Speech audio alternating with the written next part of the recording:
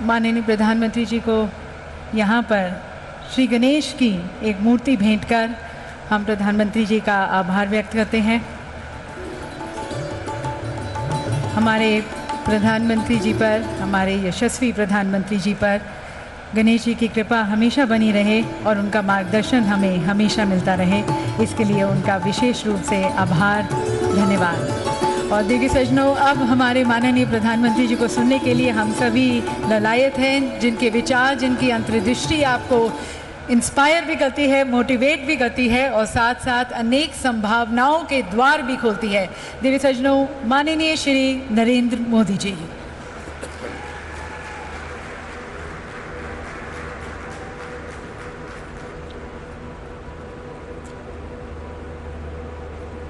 उत्तर प्रदेश के राज्यपाल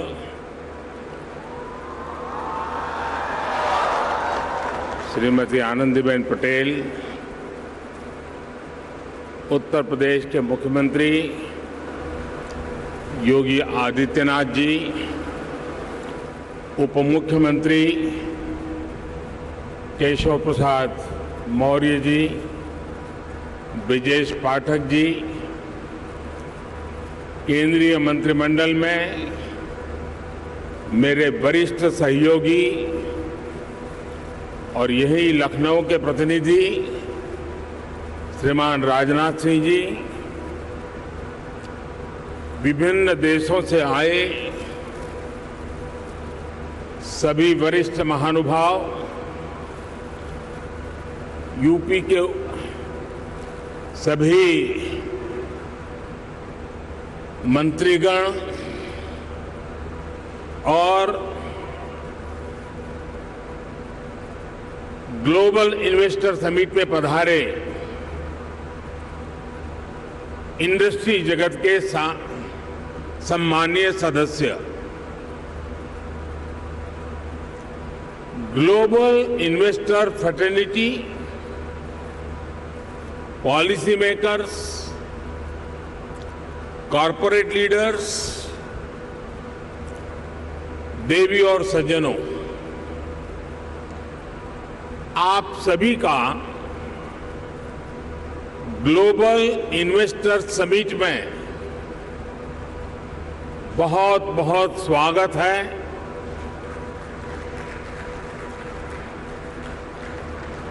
आप सोच रहे होंगे कि मैं मुख्य अतिथि होने पर भी ये स्वागत की जिम्मेदारी क्यों उठा रहा हूं। ये इसलिए क्योंकि मेरी एक और भूमिका भी है। आप सबने मुझे भारत के प्रधानमंत्री के साथ साथ उत्तर प्रदेश का सांसद भी बनाया है।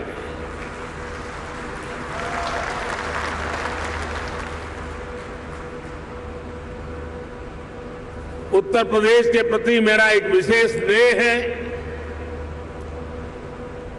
और यूपी के लोगों के प्रति मेरी एक विशेष जिम्मेदारी भी है। मैं आज उस दायित्व को भी निभाने के लिए आज इस समिट का हिस्सा बना हूं और इसलिए मैं देश विदेश से यूपी आने वाले आप सभी इन्वेस्टर्स का अभिनंदन करता हूं, स्वागत करता हूं। साथियों, उत्तर प्रदेश की धरती अपने सांस्कृतिक वैभव, गौरवशाली इतिहास और समृद्ध विरासत के लिए जानी जाती है। इतना सामर्थ्य होने के बावजूद यूपी के साथ कुछ बातें जुड़ गई थी। लोग कहते थे यूपी का विकास होना मुश्किल है। लोग कहते थे यहां कानून व्यवस्था सुधरना नामुमकिन है। यूपी बीमारू राज कहलाता था। यहां आए दिन हजारों करोड़ के घोटाले होते थे। हर कोई यूपी से अपनी उम्मीदें छोड़ चुका था, लेकिन सिर्फ 5-6 साल के भीतर यूपी ने अपनी एक नई पहचान स्थापित कर ली है और डंके की चोट पर कर दी है। अब यूपी को सुशासन से, गुड गवर्नेंस से पहचाना जा रहा है। अब यूपी की पहचान बेहतर कानून व्यवस्था, शांति और स्थिरता के लिए है। अब यहां वेल्थ क्रिएटर्स के लिए नित्य नए अवसर बन रहे हैं। बीते कुछ वर्षों में आधुनिक इंफ्रास्ट्रक्चर, उत्तर प्रदेश के इस इंफ्रास्ट्रक्चर की जो पहल है, उसके परिणाम नजर आ रहे हैं। बिजली से लेकर कनेक्टिविटी तक हर क्षेत्र में सुधार आया है। बहुत जल्द यूपी देश के उस इकलौते राज्य के तौर पर भी जाना जाएगा जहां 5 इंटरनेशनल एयरपोर्ट है।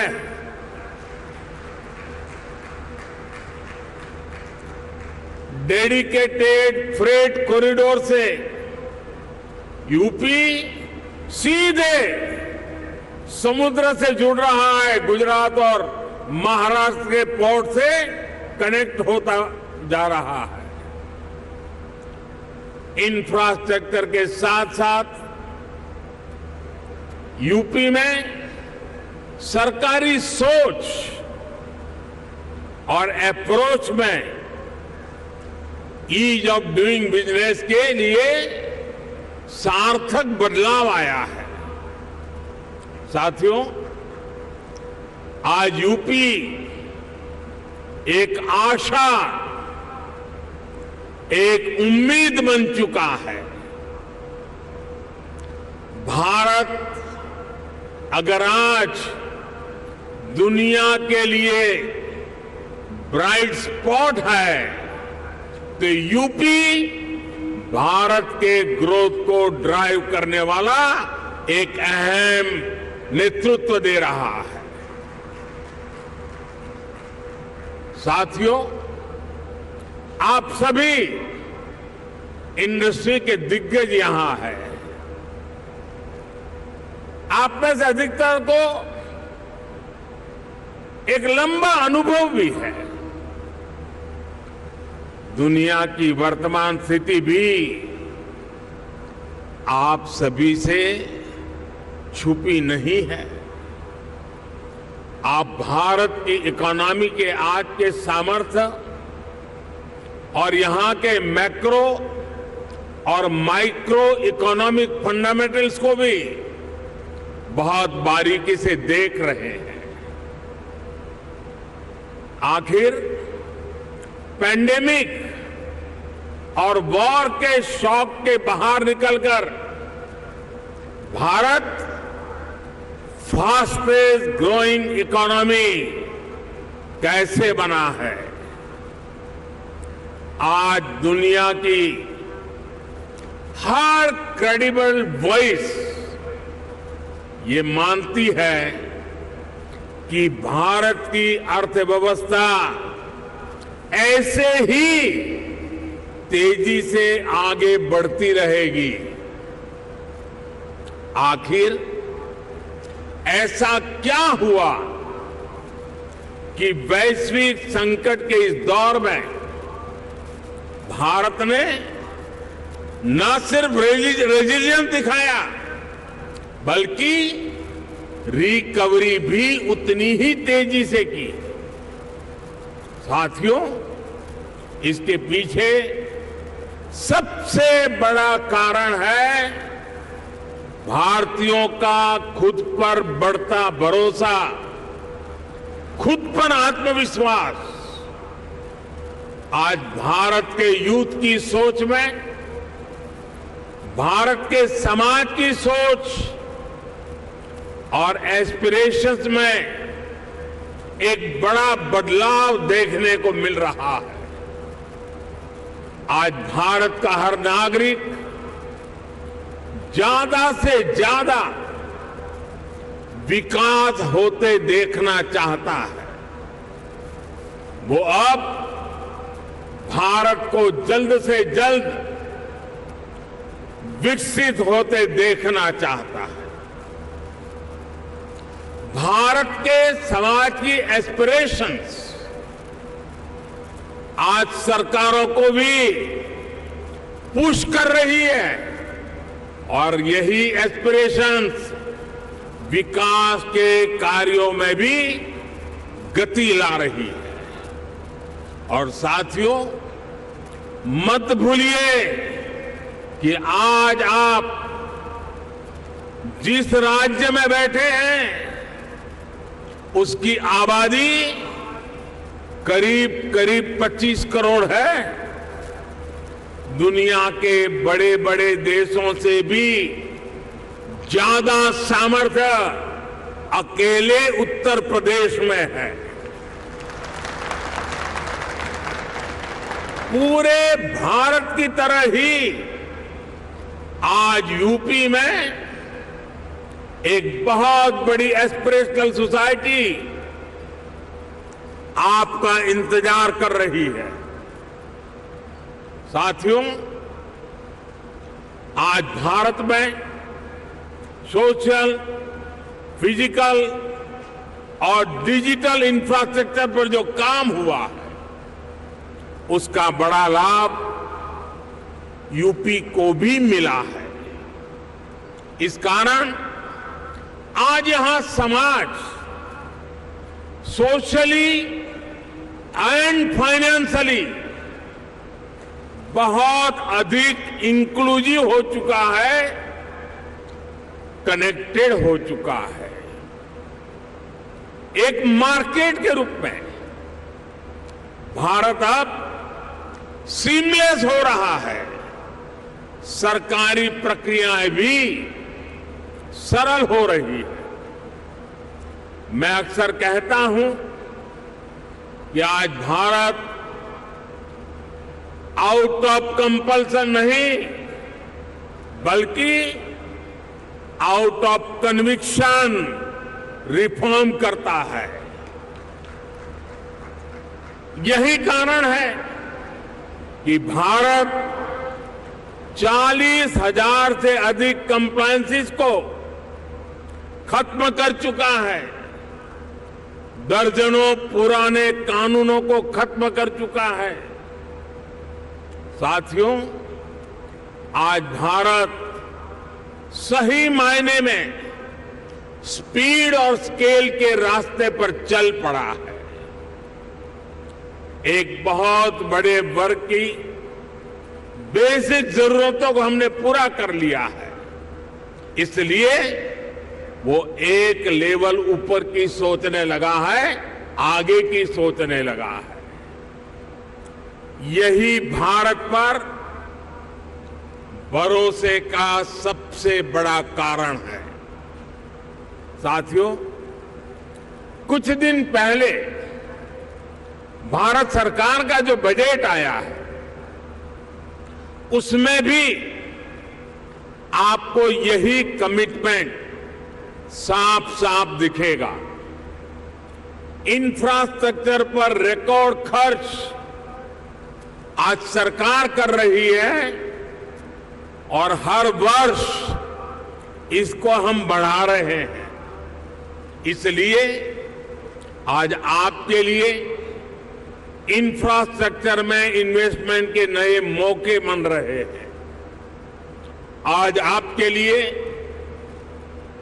हेल्थ, एजुकेशन, सोशल इंफ्रास्ट्रक्चर में इन्वेस्टमेंट के भी अनेक अवसर हैं।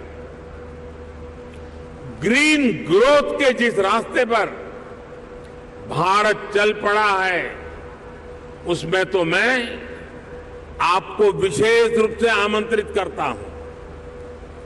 इस वर्ष के बजट में 35,000 करोड़ रुपए तो हमने सिर्फ एनर्जी ट्रांजिशन के लिए रखे हैं। ये दिखाता है कि हमारा इरादा क्या है। मिशन ग्रीन हाइड्रोजन हमारे इसी इरादे को बुलंद करता है। इस बजट में इससे जुड़ा पूरा इकोसिस्टम विकसित करने के लिए अनेक कदम उठाए गए हैं। इलेक्ट्रिक मोबिलिटी की ट्रांसफॉर्मेशन के लिए एक नई सप्लाई और वैल्यू चेन हम विकसित कर रहे हैं। साथियों, मुझे खुशी है कि नई वैल्यू और सप्लाई चेन विकसित करने के लिए यूपी आज एक नया चैंपियन बनकर उभर रहा है। परंपरा और आधुनिकता से जुड़े उद्योगों का, एमएसएमईज का एक बहुत ही सशक्त नेटवर्क आज उत्तर प्रदेश में वाइब्रेंट है। यहां भदोही के कालीन और बनारसी सिल्क है, भदोही कारपेट क्लस्टर और वाराणसी सिल्क क्लस्टर भी, और उसकी वजह से यूपी भारत का टेक्सटाइल हब है। आज भारत के कुल मोबाइल मैन्युफैक्चरिंग में 60% से भी ज्यादा मोबाइल अकेले उत्तर प्रदेश में होता है। मोबाइल कंपोनेंट की सबसे ज्यादा मैन्युफैक्चरिंग भी यूपी में ही होती है। अब देश के 2 डिफेंस कॉरिडोर्स में से एक यूपी में बन रहा है। यूपी डिफेंस कॉरिडोर पर तेजी से काम चल रहा है। आज made in India defence equipments की डिमांड निरंतर बढ़ रही है। भारतीय सेना को भी हम अधिक से अधिक made in India defence system, defence platforms देने के लिए प्रतिबद्ध है। और इस महान काम का नेतृत्व इसी लखनऊ की धरती के हमारे कर्मवीर राजनाथ सिंह जी संभाल रहे हैं। ऐसे समय में जब भारत एक वाइब्रेंट डिफेंस इंडस्ट्री का विकास कर रहा है, तो फर्स्ट मूवर एडवांटेज आपको जरूर लेना चाहिए। साथियों, उत्तर प्रदेश में तो डेयरी, फिशरीज, एग्रीकल्चर और फूड प्रोसेसिंग सेक्टर में अनेक संभावनाएं हैं। फल और सब्जियों को लेकर उत्तर प्रदेश में बहुत डायवर्सिटी है।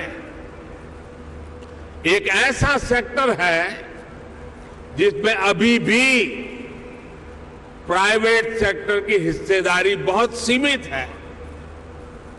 आपको जानकारी होगी कि फूड प्रोसेसिंग के लिए production link incentive PLI scheme लेकर हम आए हैं। इसका लाभ आपको जरूर उठाना चाहिए। साथियों, आज सरकार का ये प्रयास है कि इनपुट से लेकर पोस्ट हार्वेस्ट मैनेजमेंट तक एक आधुनिक व्यवस्था किसानों के लिए बने। छोटे इन्वेस्टर्स एग्री इंफ्रा फंड का उपयोग कर सकते हैं। इसी प्रकार देश भर में एक बहुत बड़ी स्टोरेज कैपेसिटी विकसित करने के लिए बजट में हमने प्रावधान किया है। ये भी छोटे निवेशकों के लिए बहुत बढ़िया मौका है। साथियों, आज भारत का बहुत अधिक हमारा फोकस क्रॉप डाइवर्सिफिकेशन पर है। छोटे किसानों को ज्यादा साधन देने और उनकी इनपुट कॉस्ट घटाने पर है। इसलिए नेचुरल फार्मिंग की तरफ हम तेजी से बढ़ रहे हैं। यहां यूपी में गंगा के किनारे दोनों तरफ 5 किलोमीटर क्षेत्र में नेचुरल फार्मिंग शुरू हो गई है। अब इस वर्ष के बजट में हमने किसानों की मदद के लिए 10,000 बायो इनपुट रिसोर्स सेंटर बनाने की घोषणा की है। ये नेचुरल फार्मिंग को और अधिक प्रोत्साहित करेगा। इसमें भी प्राइवेट एंटरप्रेन्योर्स के लिए इन्वेस्टमेंट की अनेक संभावनाएं हैं। साथियों, भारत में एक और नया अभियान हमारे मिलेट्स को लेकर के शुरू हुआ है। भारत के ये मिलेट्स आमतौर पर लोगों की भाषा में उसको मोटा अनाज कहते हैं और उसकी कई वैरायटीज है। विश्व बाजार में उसकी एक पहचान बने, इसके लिए आपने बजट में सुना होगा, हमने इस मिलेट्स को, मोटे अनाज को एक नया नाम दिया है, श्री अन्न। ये श्री अन्न जिसमें न्यूट्रिशन वैल्यू बहुत अधिक है। ये सुपर फूड है। जैसा श्रीफल का माध्यम है, महात्मय है, वैसा ही श्री अन्न का भी महात्मय बनने वाला है। हमारे ये प्रयास है कि भारत का श्री अन्न ग्लोबल न्यूट्रिशन सिक्योरिटी को एड्रेस करे। दुनिया इस वर्ष को इंटरनेशनल ईयर ऑफ मिलेट के रूप में भी मना रही है। इसलिए एक तरफ हम किसानों को श्री अन्न के उत्पादन के लिए मोटिवेट कर रहे हैं, वहीं दूसरी तरफ इसके लिए ग्लोबल मार्केट का भी विस्तार कर रहे हैं। फूड प्रोसेसिंग सेक्टर से जुड़े साथी रेडी टू ईट और रेडी टू कुक श्री अन्न के प्रोडक्ट्स में संभावनाएं तलाश सकते हैं और मानव जाति की बड़ी सेवा भी कर सकते हैं। साथियों, उत्तर प्रदेश में एक और विषय में बहुत प्रशंसनीय काम हुआ है। ये काम एजुकेशन और स्किल डेवलपमेंट से जुड़ा है। Mahayogi Guru Gorakhnath Ayush university, Atal Bihari Vajpayee health university, Raja Mahendra Pratap Singh university, Major Dhyanchand sports university, ऐसे अनेक संस्थान अलग अलग स्किल्स के लिए युवाओं को तैयार करेंगे। मुझे बताया गया है कि स्किल डेवलपमेंट मिशन के तहत अभी तक यूपी के 16 लाख से अधिक युवाओं को अलग अलग स्किल्स में ट्रेन किया गया है। यूपी सरकार ने पीजीआई लखनऊ, आईआईटी कानपुर में आर्टिफिशियल इंटेलिजेंस से जुड़े कोर्सेज भी शुरू किए हैं। और मैं जब अभी आ रहा था तो शिक्षा का जिनकी जिम्मे होती है, हमारी गवर्नर साहिबान चांसलर के रूप में वो काम देखती हैं, उन्होंने मुझे बताया कि उत्तर प्रदेश के लिए बड़े गर्व की बात है कि नेक एक्रेडिटेशन में इस बार उत्तर प्रदेश की 4 यूनिवर्सिटीज ने हिंदुस्तान को अपना लोहा मनवा दिया है। मैं शिक्षा जगत से जुड़े लोगों को और चांसलर मैडम को हृदय से अभिनंदन करता हूं। देश के स्टार्टअप रिवॉल्यूशन में भी यूपी की भूमिका लगातार बढ़ रही है। आने वाले कुछ वर्षों में 100 इंक्यूबेटर्स और 3 state of the art centres को स्थापित करने का लक्ष्य यूपी सरकार ने रखा है। यानी यहां आने वाले इन्वेस्टर्स को टैलेंटेड और स्किल युवाओं का एक बहुत बड़ा पूल भी मिलने जा रहा है। साथियों, एक तरफ डबल इंजन सरकार का इरादा और दूसरी तरफ संभावनाओं से भरा उत्तर प्रदेश, इससे बेहतर पार्टनरशिप हो ही नहीं सकती। ये जो समय है इसको हमें गंवाना नहीं चाहिए। भारत की समृद्धि में दुनिया की समृद्धि निहित है। भारत के उज्जवल भविष्य में दुनिया के उज्जवल भविष्य की गारंटी पड़ी है। समृद्धि की इस यात्रा में आप सबकी भागीदारी बहुत ही महत्वपूर्ण है। ये निवेश सबके लिए शुभ हो, मंगल हो, इसी कामना के साथ इन्वेस्टमेंट के लिए आगे आए हुए देश और दुनिया के सभी इन्वेस्टर्स को मैं अनेक अनेक शुभकामनाएं देता हूं।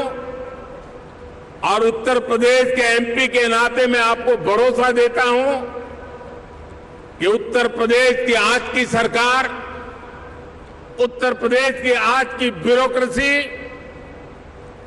प्रगति के राह पर दृढ़ संकल्प होकर के चल पड़ी है। वो आपके सपनों को साकार करने के लिए, आपके संकल्पों को सिद्ध करने के लिए पूरे सामर्थ्य के साथ अग्रदूत बन करके आपके साथ खड़ी है। इसी विश्वास के साथ मैं फिर एक बार देश और दुनिया के इन्वेस्टर्स को हमारे उत्तर प्रदेश की धरती पर निमंत्रण करता हूं, स्वागत करता हूं। बहुत बहुत धन्यवाद।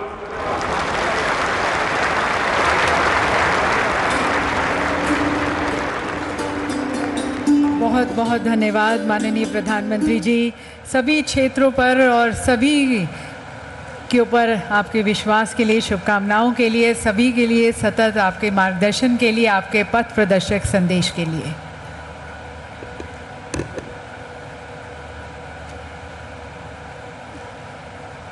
देवी सज्जनों, माननीय प्रधानमंत्री जी के विचारों ने, उनके अंतर्दृष्टि में हमें एक राह दिखाई है आगे और बढ़ने की, और एक सभी में नया उत्साह, नया जोश, नई ऊर्जा भरी है।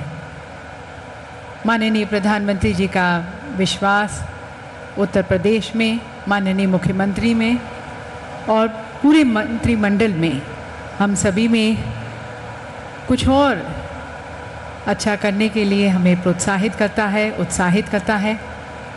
साथ साथ सभी क्षेत्रों में माननीय प्रधानमंत्री जी ने जैसा कहा कि